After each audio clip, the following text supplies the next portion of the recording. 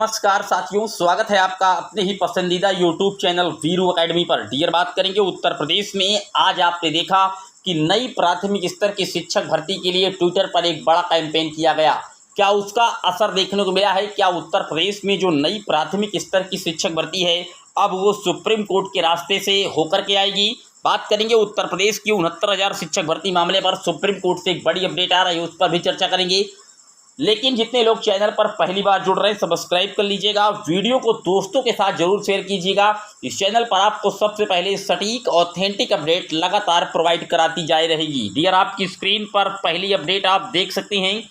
यहाँ पर 69,000 शिक्षक भर्ती से जुड़ी जो बड़ी अपडेट प्राप्त हो रही है। जैसा कि जो सुनवाई आपने देखा था कि पिछली बार 27 सितंबर को होने वाली थी, दरअसल वो सुनवाई नहीं हो पाई थी। चीफ जस्टिस जी के जो कहीं ना कहीं इतनी ज़्यादा केस लगे हुए थे कि वो कोर्ट नंबर 10 का नंबर ही नहीं आ पाया था। कोर्ट नंबर 1 पर ही सारी जो सुनवाइयाँ हो रही थी। लेकिन इस बार आप देख सकते हैं, आपके स्क्रीन पर कोर्ट का स्टेटस लगा हुआ है।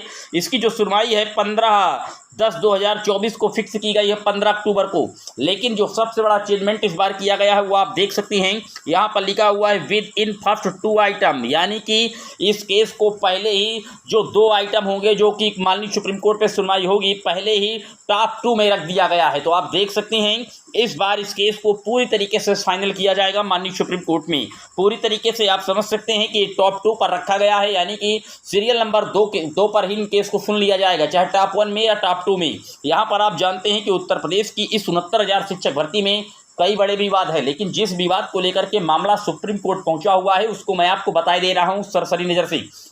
डियर, इस पूरी शिक्षक भर्ती में आरक्षण की गड़बड़ी को लेकर के मामला हाईलाइट हुआ था। मामला हाई कोर्ट में गया और वहां पर जब आरक्षण की गड़बड़ी को लेकर के जब सरकार समझ गई, वर्तमान सरकार योगी सरकार की मामला फंस रहा है, तो उन्होंने 6800 के शिक्षकों की एक तुरंत सूची जारी कर दी थी। चुनाव के पहले की बात बता रहा हूं, जब ये इस समय जो दूसरा कार्यकाल चल रहा है उसके पहले की बात है।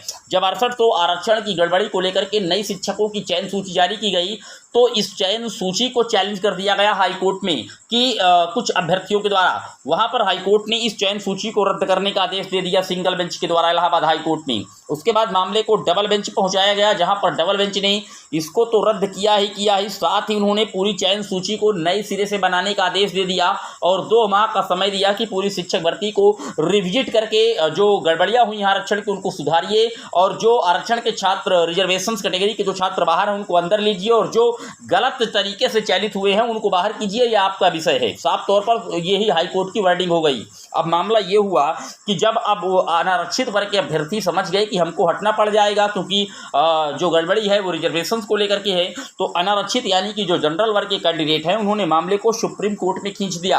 अब उन्होंने ही सुप्रीम कोर्ट में अपील लगा दी कि जो हाई कोर्ट का आदेश आया है उस पर आप स्टे कीजिए और भर्ती जस का तस चलती रहे जिस तरीके से चलती रही है। इसी को लेकर के सुप्रीम कोर्ट में सुनवाई हो रही है। एक सुनवाई इसकी हुई है और दूसरी सुनवाई पर कहीं ना कहीं जज महोदय नहीं पहुंच पाए थे, कोर्ट नंबर 1 पर ही रह गए थे, 10 पर केस लगा था। इसलिए अब इसकी जो फाइनल सुनवाई है वो 15 अक्टूबर को होने जा रही है। यहाँ पर कंप्यूटर जनरेटेड डेट आप देख सकते हैं।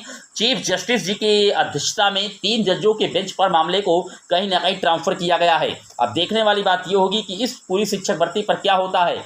अगर हाईकोर्ट का डिसीजन पर ही मुहर लगाती है सुप्रीम कोर्ट, तो ये आप जान लीजिए कि जो जनरल के कैंडिडेट हैं लगभग हटेंगे। अब वो हटेंगे तो उनको किस तरीके से अंदर करेगी सरकार, ये भी एक बड़ा प्रश्न है। क्योंकि हालांकि योगी सरकार ने साफ तौर पर कहा है कि हम कैबिनेट से कोई विशेष प्रस्ताव ला करके उनकी जो नियुक्ति है उसको हम सेव कर देंगे, लेकिन इस शिक्षक भर्ती में एक भी अतिरिक्त पद न जोड़ने का ऑलरेडी सुप्रीम कोर्ट ने डिसीजन दिया है। तो आप उनको कैसे एडजस्ट करेंगे? अगर 6800 शिक्षक ही हट रहे हैं जनरल के, तो किस तरीके से आप उनको एडजस्ट करेंगे?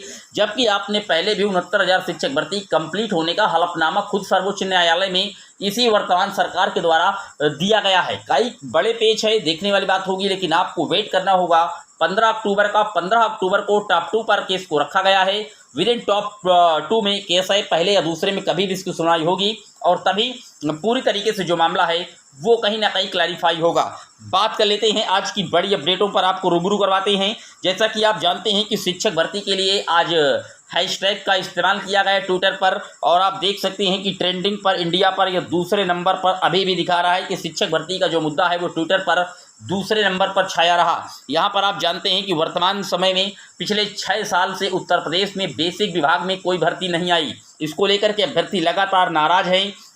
वो लगातार बता रहे हैं कि कितने पद खाली हैं। बेसिक शिक्षा विभाग में 1,26,028 पद रिक्त होने के बावजूद भी पिछले 6 साल से यूपी में कोई भर्ती नहीं आई है। माननीय मुख्यमंत्री जी, आपसे अनुरोध है कि जल्द से जल्द नई प्राथमिक शिक्षक भर्ती का विज्ञापन जारी करें। रिलीज #UPPRT इसको लेकर के आज हैशटैग का इस्तेमाल किया गया। इसके पहले नई शिक्षा सेवा चयन आयोग पर भी कई बार धरना प्रदर्शन किया गया, लेकिन अभी तक इसका जो सकारात्मक रुख है वो देखने को नहीं मिला। लेकिन ये निश्चित तौर पर है कि नई शिक्षा सेवा चयन आयोग की जो अध्यक्ष हैं कीर्ति पांडे मैम ने, उन्होंने स्पष्ट तौर पर कहा है कि हमने ई अध्याचन के माध्यम से अध्याचन मांगा है रिक्त पदों का प्राथमिक स्तर का। हमको कहीं ना कहीं माध्यमिक के जो पद हैं उनका अध्याचन प्राप्त भी हुआ है। टीजीटी के लगभग पदों पर और प्रवक्ता के पदों पर शिक्षकों के जो पद रिक्त है उनका अध्याचन हमको मिल चुका है। प्राथमिक स्तर पर अध्याचन के लिए हमने मांगा है, शासन से ब्यौरा तलब किया है। फिलहाल देखने वाली बात ये होगी कब तक इनको ब्यौरा उपलब्ध होता है। लेकिन ये एक बात उन्होंने साफ तौर पर कही है कि सबसे पहले उत्तर प्रदेश में टीईटी का एग्जाम होगा प्राथमिक स्तर की शिक्षक भर्ती आने के पहले, और उसके बाद रिक्त पदों का भी कहीं ना कहीं जो डाटा है जब आ जाएगा तो हम पूरी भर्तियां कंप्लीट करेंगे, ये आयोग के अध्यक्ष का कहना है। लेकिन आप जानते हैं कि जब तक शासन से अनुमति नहीं मिलती तब तक किसी भी प्रकार के कोई अध्यक्ष किसी भी आयोग के हों अपने मर्जी से कोई भर्ती कंप्लीट नहीं कर पाते हैं। निश्चित तौर पर यहाँ पर मुख्यमंत्री जी को आगे आना होगा, या साथ में या बात की जाए बेसिक मिनिस्टर्स को स्पष्ट बयान देना होगा, तभी प्राथमिक स्तर की शिक्षक भर्ती का रास्ता शासन स्तर से खुल सकता है। दूसरा विकल्प प्राथमिक स्तर का एक और है, सुप्रीम कोर्ट का सहारा लेना होगा अभ्यर्थियों को। आप देख सकते हैं आपकी स्क्रीन पर लगा हुआ है, माननीय सर्वोच्च न्यायालय इस मामले पर स्वयं संज्ञान लेकर के उत्तर प्रदेश सरकार को आदेश जारी करे कि उत्तर प्रदेश में पिछले 6 सालों से प्राथमिक शिक्षक भर्ती नहीं हुई है, उसमें पढ़ने वाले लगभग 5 करोड़ बच्चों के भविष्य से खिलवाड़ है। प्राथमिक शिक्षक भर्ती के संविधान के अनुच्छेद 21A के तहत मौलिक अधिकार है, यानी कि जो प्राथमिक शिक्षा है वो एक मौलिक अधिकार है। 21A आर्टिकल का यहाँ पर हवाला दिया गया। साथ ही ERT एक्ट 2009 के अनुसार प्राथमिक में 10% से ज़्यादा सीटें खाली नहीं की जा सकती हैं। ये 21A आर्टिकल में निहित है। इसी को आधार बना करके माननीय सर्वोच्च न्यायालय ने अपने निर्णय में प्राथमिक में पढ़ा रहे शिक्षकों को प्राथमिक शिक्षक से मानने से भी इनकार किया था, जिसको सरकार शिक्षक छात्र अनुपात में गिनती है। अतः सर्वोच्च न्यायालय से विनती है कि इस पर जनहित में सुनवाई करे। यानी कि आप देख सकते हैं अभ्यर्थियों ने आज जब हैशटैग रिलीज UPPRT का इस्तेमाल किया तो यहाँ पर सुप्रीम कोर्ट की भी जो सारी बातें हैं मेंशंस की, उन्होंने साफ तौर पर कहा कि जब शिक्षा मित्रों को 21A आर्टिकल के तहत RTE एक्ट 2009 के तहत शिक्षक नहीं माना गया तो इनको आप छात्र शिक्षक अनुपात में रेशियो में क्यों कंसीडर करते हैं। ये साफ तौर पर वर्डिंग है, आप देख सकते हैं DELED BTC प्रशिक्षु साथियों के।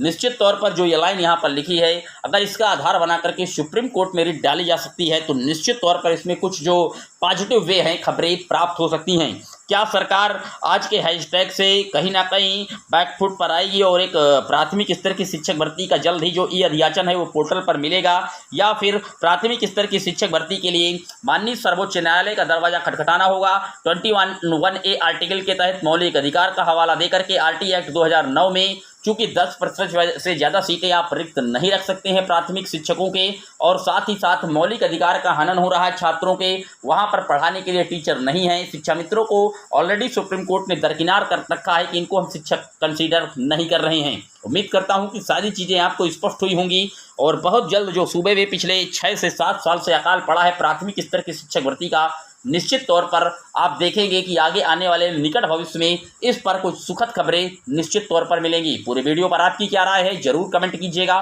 दोस्तों के साथ जरूर शेयर कीजिएगा। चैनल पर बने रहिएगा, इस चैनल पर आपको इसी तरीके की सटीक ऑथेंटिक एनालिसिस वीडियो लगातार मिलते रहेंगे। फिर मिलेंगे एक और वीडियो में, तब तक के लिए जय हिंद जय भारत।